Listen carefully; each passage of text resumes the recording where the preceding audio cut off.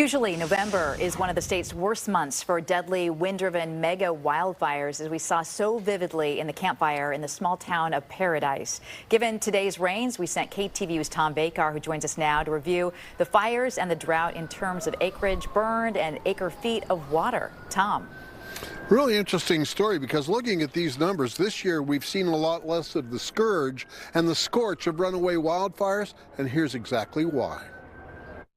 It's astonishing how little of this has plagued the Golden State so far this year. Recent rains in California have made traditionally huge November fires far less likely. We're really starting to see the tide turn from being in a response mode to the fire problem to be in a proactive mode to try to minimize the impacts of it. Deep into 2022, Mother Nature keeps blessing California with more favorable weather, fewer extreme heat spells, and wind events aided by more humidity. Add in overwhelming fast responses from ground crews, air crews, and huge mutual aid.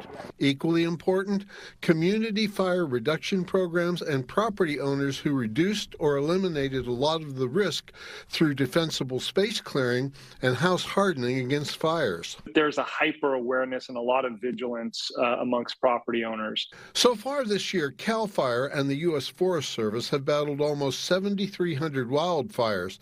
But that's 890 fires less than this time last year, and 188 fewer fires than the 5-year average. This year, California lost just over 362,000 acres to wildfires.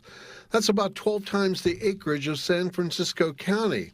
But that's just 14% of last year's almost 2.5 million acres lost to wildfires, and only 30% of the 5-year annual average of 1.2 million acres. So when you have a very small number, you can throw a lot of resources at it.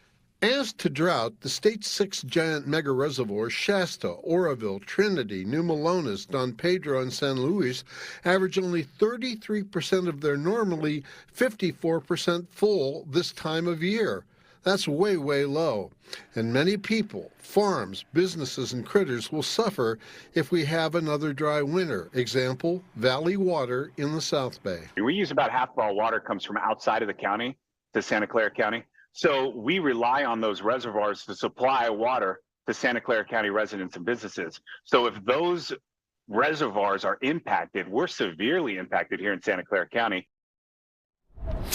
Now, in September, Valley Water users conserved 13% of water. That's just short of the 15% goal, but get this, that's almost twice what they saved last year, showing that they are serious about conservation and will do better. Reporting live, Tom Bakar, KTVU, Fox 2 News.